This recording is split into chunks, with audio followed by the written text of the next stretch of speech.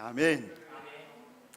오늘 본문 말씀 마태복음 18장 6절에서 14절 말씀을 읽으시고 나면 보통 극과 극으로 나눠지는 반응을 보이게 됩니다. 어떤 분들은 혹시 내가 누군가를 실족하게 하지는 않았나? 내가 혹시 다른 사람을 죄짓게 하지는 않았나? 그러면 정말 큰일인데, 이러다 정말 지옥불에 던져지는 거 아니야?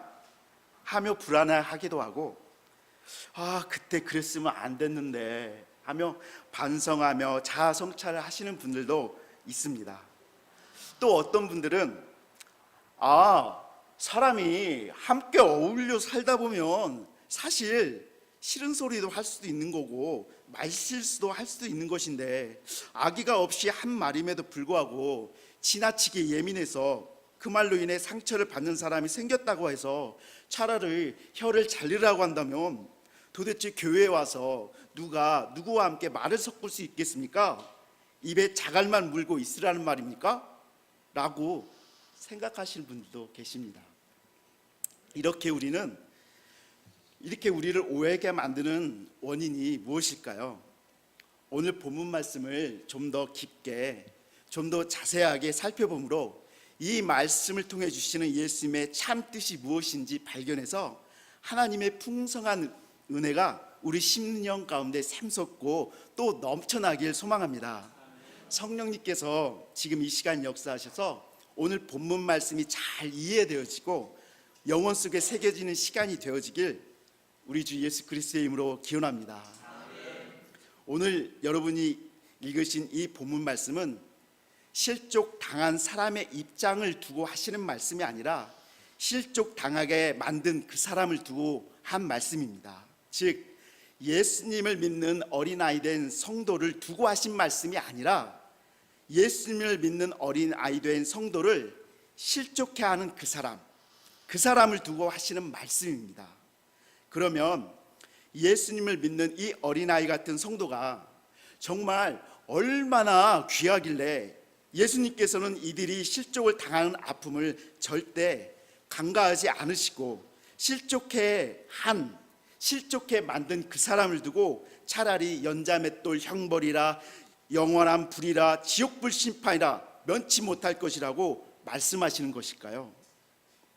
예수님을 믿는 이 어린아이로 다시 태어난 성도가 도대체 누구길래 사랑이 그렇게 풍성하시고 자비로우신 예수님께서 그렇게까지 무섭게 말씀하시냐는 것입니다. 어떤 것의 진정한 가치는 그것을 얻기 위해 치르는 대가를 보면 가름해 볼 수 있습니다. 저 아름다운 소리를 내는 피아노의 가치를 1,000원짜리, 10,000원짜리 한 장으로 그 대가를 치를 수 있나요? 고장나거나 아주 오래되지 않고서야 절대 그럴 수 없습니다. 하물며 죄로 물들고 고장난 인간들은 모두 지옥불에 떨어져도 사실 할 말이 한 개도 없는 가치입니다. 사도 바울은 자기 자신을 죄인 중에 괴수라고까지 표현했습니다. 그러나 하나님께서는 죄로 오염되고 부패된 인간들이 얼마나 귀한 가치라고 그 죄를 용서하기 위해서 기꺼이 자신의 하나밖에 없는 아들이신 예수님의 생명, 그 예수님의 핏값을 기꺼이 지불하시고 죄와 죽음에서 우리를 건져내셨습니다. 하나님 아버지의 입장에서는 실로 엄청난 가치를 지불하신 것입니다. 디모데전서 1장 15절 말씀, 미쁘다 모든 사람들이 받을 이 말이여 그리스도 예수께서 죄인을 구원하시려고 세상에 임하셨다 하였도다. 도대체 여러분과 제가 뭐라고 허물과 죄로 이미 죽어버린 우리를 구원하시려고 하나님의 아들 예수님을 이 땅에 보내시고 죽음 끝으로 몰아가 그 대가를 지불케 하셨냐는 말입니다. 하나님의 사랑이라고밖에 설명할 길이 없습니다.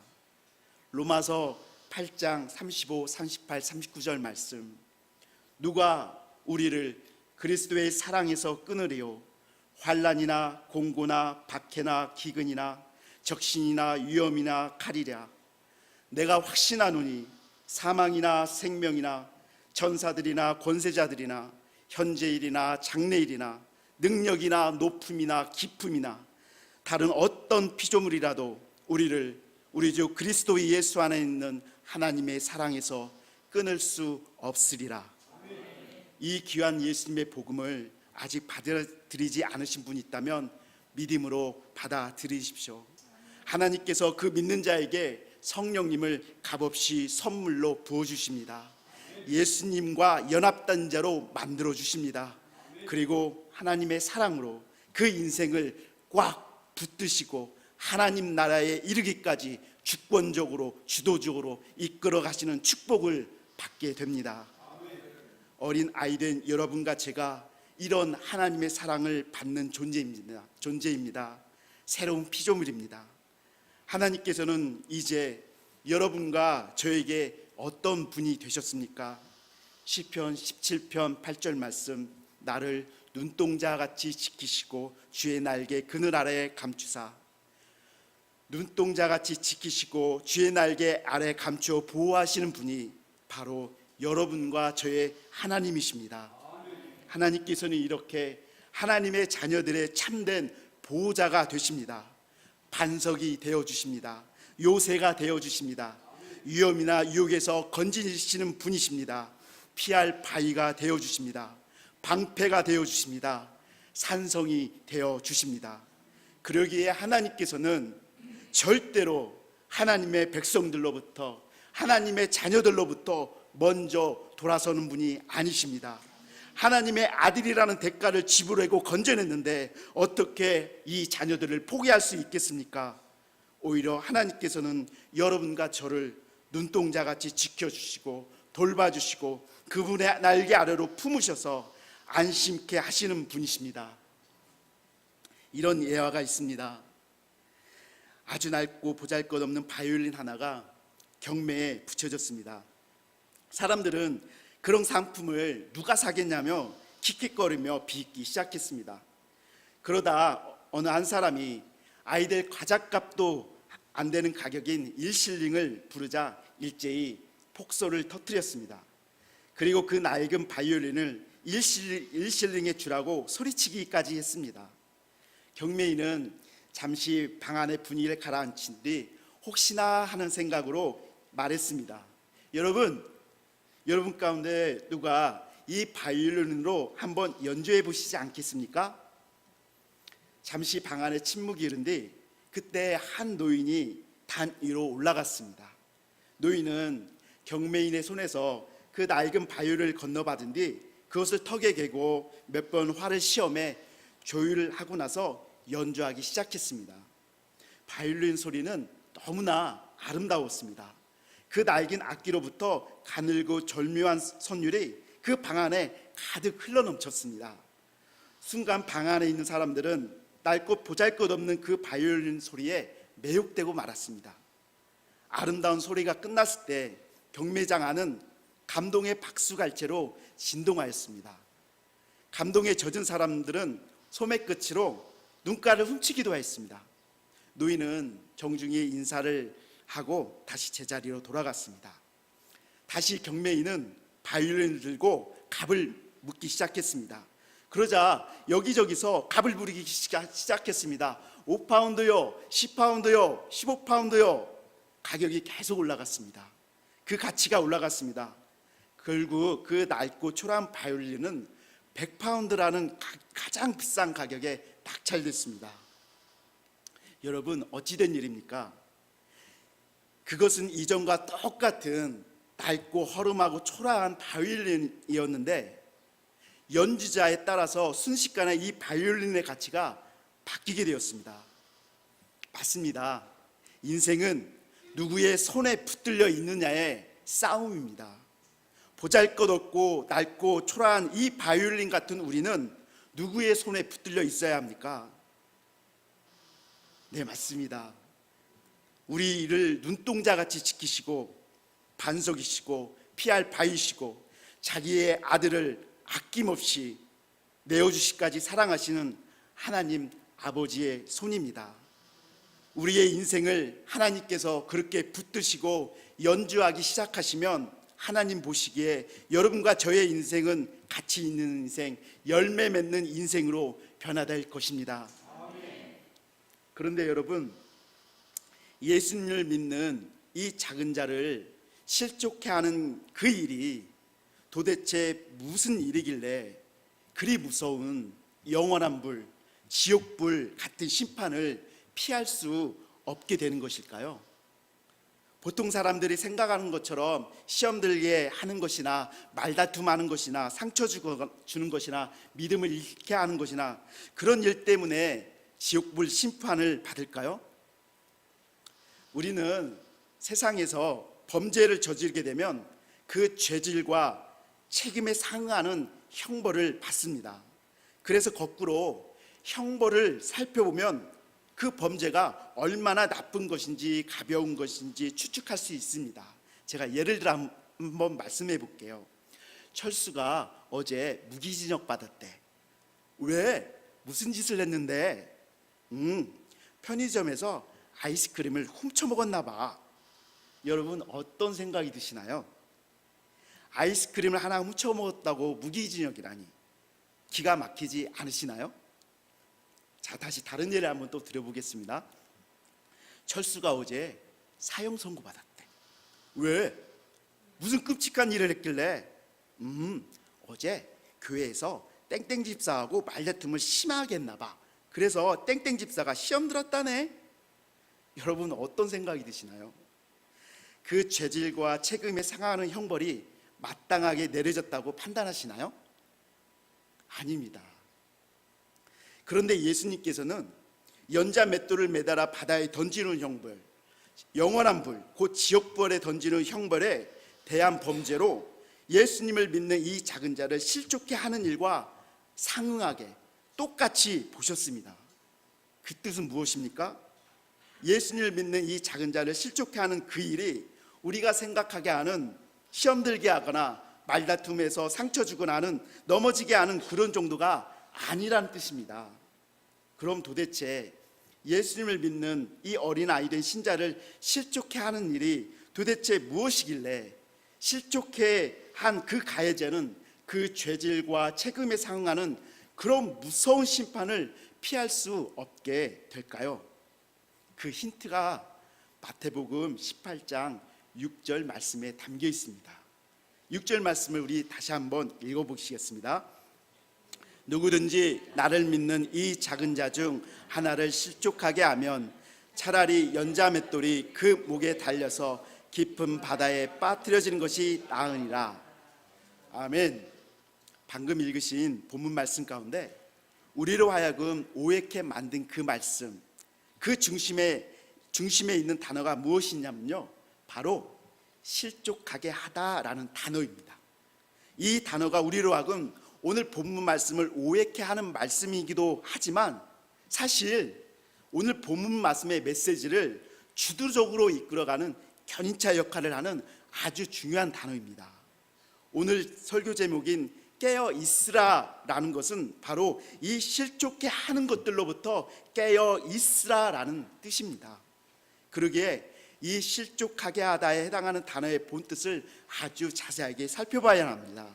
그러면 이 본문 말씀의 전체적인 뜻이 도대체 무엇인지, 예수님께서 주시고자 하는 메시지가 정확히 무엇인지 오늘 우리가 발견하고 이해하고 가슴에 새길 수가 있습니다. 여러분은 평소 실족하게 하다라는 이해를 어떻게 가지고 계신가요? 보통은 한자로 이해해서 발을 헛디디다, 발을 잘못 디디어 넘어지게 하다, 시험 들게 하는 것, 믿음을 잃게 하는 것, 교회를 다니다가 쉬고 있거나 떠나게 하는 것과 같은 의미로 이해하고 있습니다. 이 실족하게 하다에 해당하는 성경 언어가 바로 스칸달리조라는 단어입니다. 그런데 재미있는 것은요, 이 6절에서는 실족하게 하다라고 번역되었는데 8절, 9절에서도 똑같은 스칸달리조라는 동일한 성경 원어를 사용했음에도 불구하고 다른 표현으로 번역이 되어 있습니다. 8절과 9절에는 무엇이라고 번역되었는지 여러분 한번 추측해 보세요. 무엇일까요?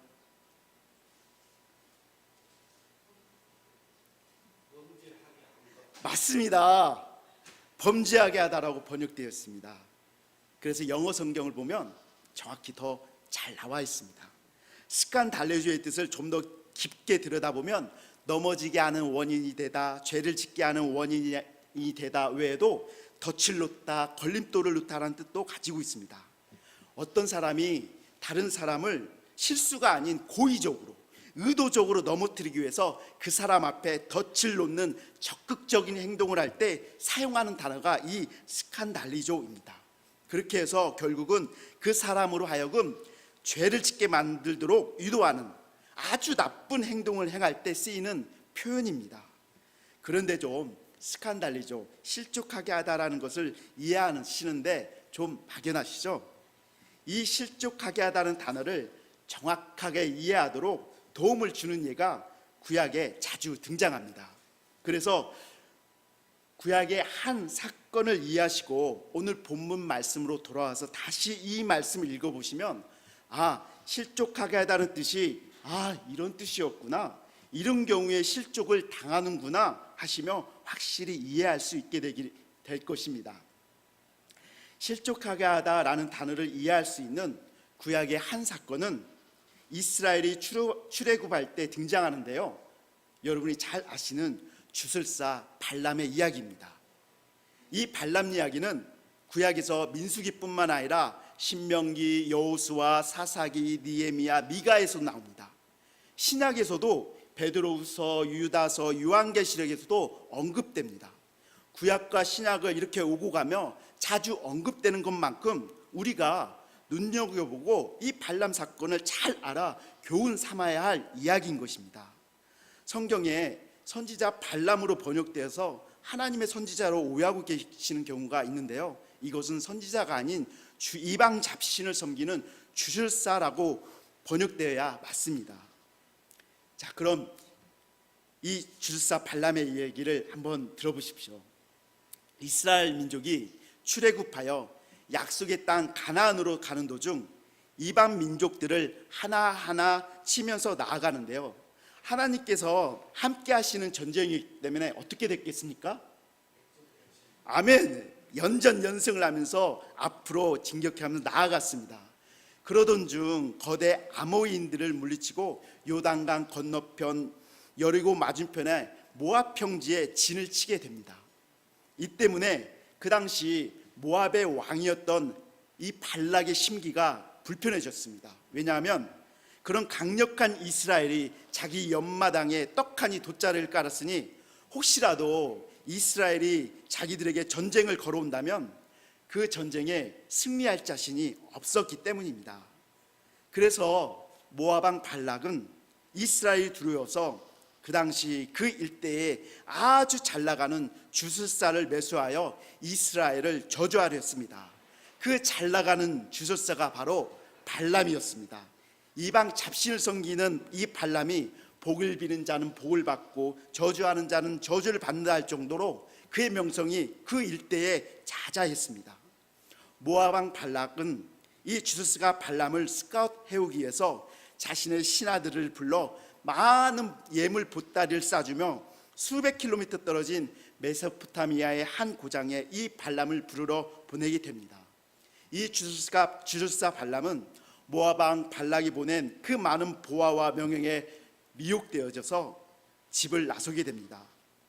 하지만 하나님께서는 이 주술사 발람으로 하여금 모압 왕 발락이 원하는 대로 이스라엘을 저주하기는커녕 도리어 3번이나 축복의 말을 하게 하심으로 모압 왕 발락의 계략을 실패로 끝나게 하십니다. 그리고 주술사 발람은 모든 것을 포기하고 자기 집으로 되돌아갔습니다. 마치 주술사 발람이 하나님의 뜻을 따르는 것처럼 보였고 성경에서는 발람의 이야기는 그렇게 끝나는 듯 싶었습니다. 그런데 이 주술사 발람이 철동같이 어떤 상황 가운데서 자기 백성을 보호하시는 하나님 앞에서 이스라엘 백성을 저주하지 않고 돌아섰어야 했건만 이대로 자기 집으로 그냥 돌아간 것이 아닙니다. 이 발람은 정말 많은 돈을 받았기 때문에 꾀를 내주고 자기 집으로 갔던 것입니다.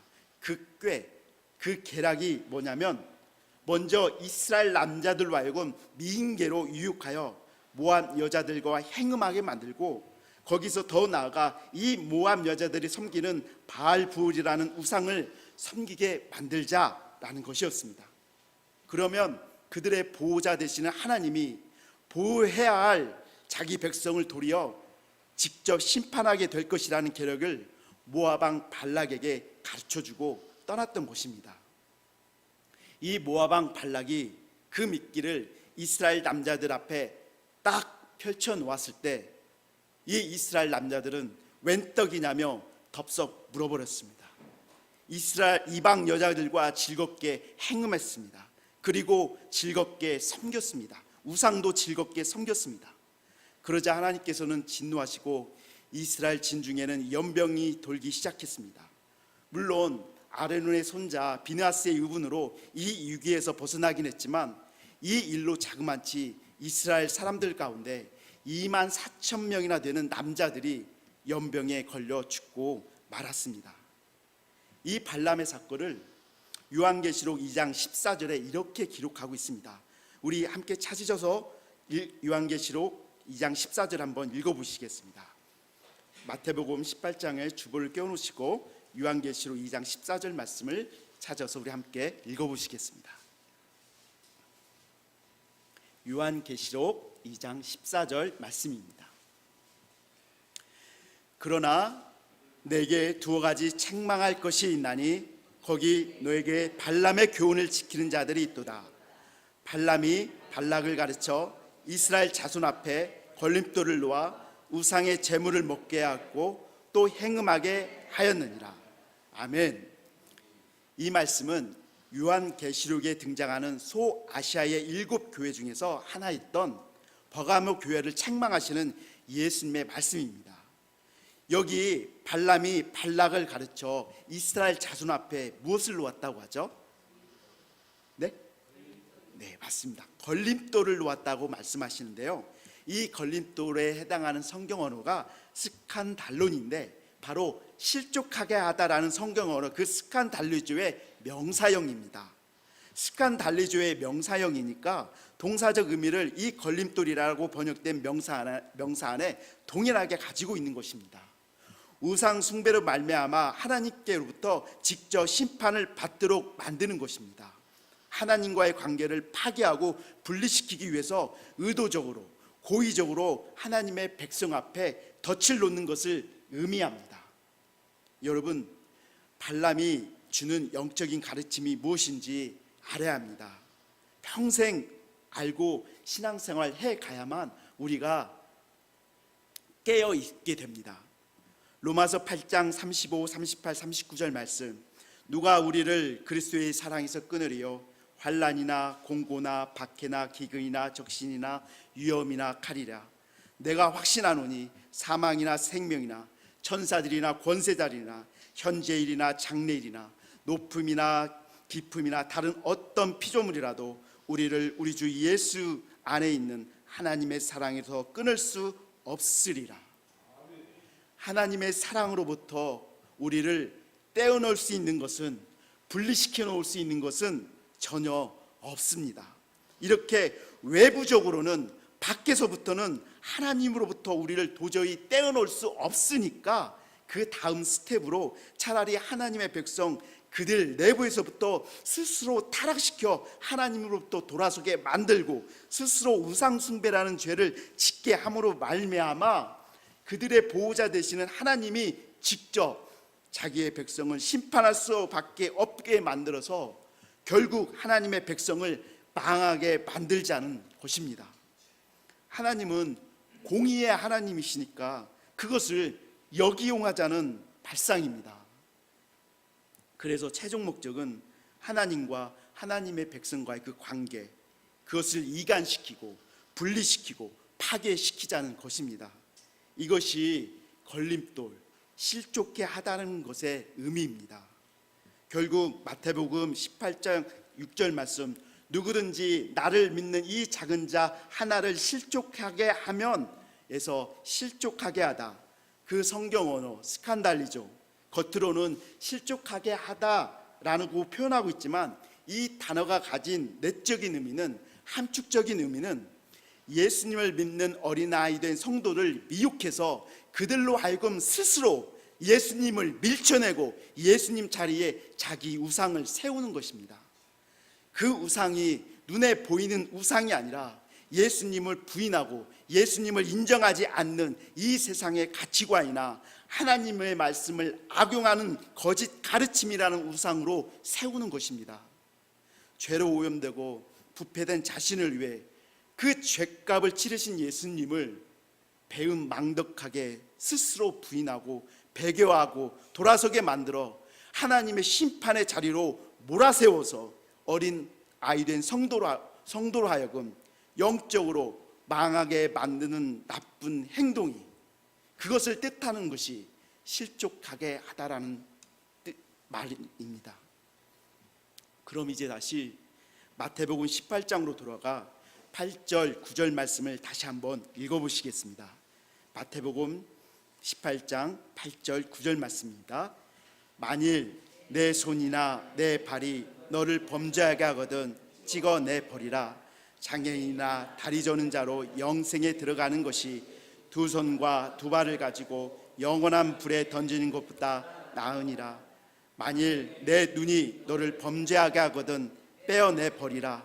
한 눈으로 영생에 들어가는 것이 두 눈을 가지고 지옥불에 던지는 것보다 나으니라. 아멘. 이제 예수님께서 어떤 의미로 이 말씀을 우리에게 해주셨는지 이해가 가십니까?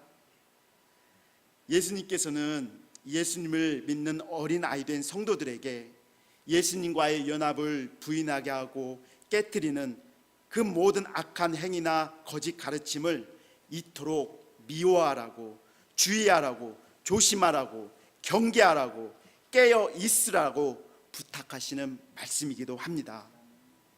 오늘날 사이비 이단이 하는 짓이 이 발람이나 초대교회 거짓 교사들이 하는 짓하고 똑같습니다. 예수님과 연합된 성도를 거짓 가르침으로 미혹하여 스스로 예수님을 밀쳐내게 만들어 버립니다. 그런 자들에게 오늘 본문 말씀 마태복음 18장 6절에서 9절을 통해 예수님께서 뭐라고 단호하게 말씀하시는 것일까요? 현대인의 성경 버전으로 제가 한번 읽어드리겠습니다. 그러나 누구든지 나를 믿는 이런 어린아이 하나를 죄짓게 하는 사람은 차라리 목에 큰 맷돌짝을 달아 깊은 바다에 빠져 죽는 것이 낫다. 죄짓게 하는 일 때문에 이 세상에 불행이 닥칠 것이다. 세상에는 죄짓게 하는 일이 항상 있기 마련이다. 그러나 죄짓게 하는 그 사람에게는 불행이 닥칠 것이다. 내 손이나 발이 너를 죄짓게 하면 잘라버려라.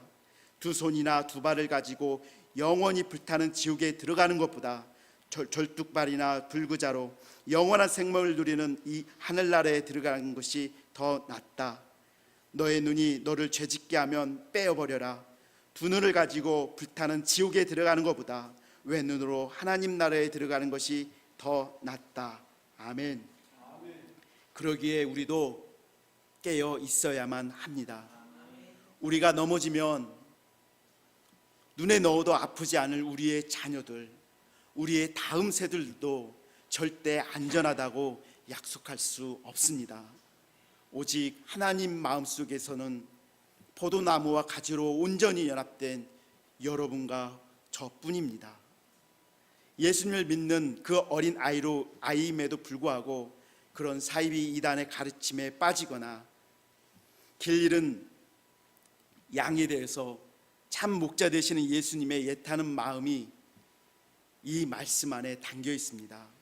우리 마태복음 18장 12, 13절 함께 읽어보시겠습니다. 12, 13절입니다. 너희 생각에는 어떠하냐? 만일 어떤 사람이 양 100마리가 있는데 그 중에 하나가 길을 잃으면 그 99마리를 산에 두고 가서 길 잃은 양을 찾지 않겠느냐? 진실로 너희에게 이르노니 만일 찾으면 길을 잃지 아니한 99마리보다 이것을 더 기뻐하리라. 아멘. 이 선한 목자의 행동은 세상적인 상식과 경제적인 논리로서는 절대 맞지 않습니다. 산수적인 계산으로 보면 99마리의 양과 1마리의 양, 어느 쪽이 더 가치가 있고 중요합니까? 99마리라고 생각할 수 있습니다. 99마리를 산 위에 위험에 노출시키느니 차라리 1마리 양을 포기하는 것이 더 효율적이고 더 나은 선택이지 하며 포기할 수도 있습니다. 그러나 선한 목자에게 있어서 이 길 잃은 양 1마리의 가치는 그 이상입니다. 왜냐하면 선한 목자에게 있어서 길 잃어 헤매는 양도 이미 한 가족과 다름없기 때문입니다. 선한 목자는 그 양의 이름을 지어주었고 그 양을 지켜주었고 그 양의 필요를 채워주었던 것입니다. 그러기에 길 잃은 양을 다시 찾는 이 선한 목자의 행동은 더 이상 경제적인 가치의 문제가 아니라 생명의 문제이고 사랑의 문제입니다. 생명과 사랑은 돈의 가치로 따질 수 없습니다. 우리의 자녀들을 돈의 가치로 생각하지 않은 것과 똑같습니다. 비용이 많이 드니까 잃어버린 자식을 찾는 일을 포기하는 부모는 없습니다. 생계를 포기하면서까지 잃어버린 자녀를 찾아 나서는 부모들이 세상에 많이 있습니다. 하물며 잃어버린 영혼을 찾으시는 하나님 아버지의 마음은 어떻겠습니까? 하나님께서는 선한 목자이신 예수님을 우리에게 보내주셨습니다. 요한계시록 22장 17절 말씀, 이는 보좌 가운데 계신 어린 양이 그들의 목자가 되사 생명수 샘으로 인도하시고 하나님께서 그들의 눈에서 모든 눈물을 씻어 주실 것입니다. 선한 목자 되시는 그 예수님께서는 길 잃은 그 양을 위해서도 생명을 기꺼이 버리신 분이십니다. 요한복음 10장 11절 말씀, 나는 선한 목자라 선한 목자는 양들을 위하여 목숨을 버리거니와. 사랑받을 자격이 없음에도 불구하고 죽기까지 사랑하셨습니다. 그러기에 비록 거짓 가르침에 속아 참된 길을 잃어버린 그 양일지라도 끝까지 포기하시지 않으시고 끝까지 사랑하십니다. 요한복음 13장 1절 말씀, 유월절 전에 예수께서 자기가 세상을 떠나 아버지께 돌아가실 때가 이른 줄을 아시고 세상에 있는 자기 사람들을 사랑하시되 끝까지 사랑하시니라. 아멘. 그러기에 우리의 왕이시며 주님 되시는 예수님께서 끝낼 때까지는 끝난 것이 아닙니다. 우리 주님께서는 잃어버린 자기 양이라면 선한 목자가 잃어버린 양을 찾아 온 산을 헤매는 것처럼 우리의 영혼의 목자 되신 주님께서도 벼랑 끝에 서 있을지라도 끝까지 찾아가 이 길 잃은 양을 건져시고 구해 오시는 분이십니다. 요한복음 6장 39절 말씀, 나를 보내신 이의 뜻은 내게 주신 자 중에 내가 하나도 잃어버리지 아니하고 마지막 날에 다시 살리는 이것이라. 아멘. 여러분, 하나님 아버지의 뜻하신 것은 반드시 이루어집니다. 그러니 우리에게서 잠시 길을 잃어 그 자리를 떠난 양일지라도 하나님께서는 그 양을 반드시 찾아오신다는 마태복음 18장 14절 말씀, 이와 같이 이 작은 자 중에 하나라도 잃는 것은 하늘에 계신 너희 아버지의 뜻이 아니니라. 아멘. 말씀을 맺겠습니다. 말씀 기독교회 성도 여러분, 존귀하신 예수 그리스도의 피로, 존귀하신 예수 그리스도의 그 생명으로 우리를 어린 아이의 상태로 만드신 우리 하나님께서는 우리를 이토록 사랑하십니다. 우리를 이토록 아껴주십니다. 그 무엇보다도 귀하고 보배롭게 여겨주십니다. 그리고 어린 아이 된 성도들에게 덫을 놓고 스스로 넘어지게 하여 예수님으로부터 등을 돌리게 만드는 그 어떤 실족도 가만히 두시지 않으십니다. 어마어마한 대가를 예고하고 있습니다. 하나님께서는 우리 아버지시기에 우리를 절대 버리시지 않으십니다.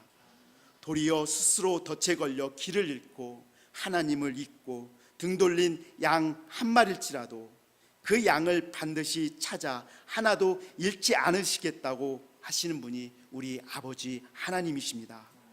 하나님 아버지의 끊임없으신 열심입니다. 하나님 아버지의 끊임없으신 설득입니다. 하나님의 그 마음이 오늘 이곳에 주님을 사모하며 모인 모든 성도님께 한없이 부어지시기를 소망합니다. 하나님의 그 사랑 앞에 엎드려지고 하나님의 그 손에 그 사랑으로 연주되어지고 그 세상 끝날 때까지 하나님의 손에 견인되어지는 우리 모두가 되기를 우리 주 예수의 이름으로 소망합니다. 기도드리겠습니다.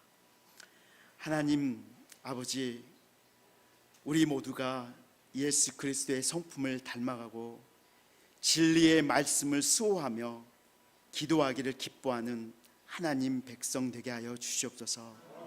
하나님께서 찾으시는 그 예배, 영과 진리로 드려지는 그 예배를 사모하는 저희들이 되기를 간절히 원합니다. 오늘 하루도 진리의 말씀으로 무장되어지고 성령 충만하여 깨어 기도하는 성도들이 되어서 우리에게 직면한 영적인 전쟁에서 승리하게 도와주시옵소서. 예수 그리스도의 이름으로 기도드렸습니다.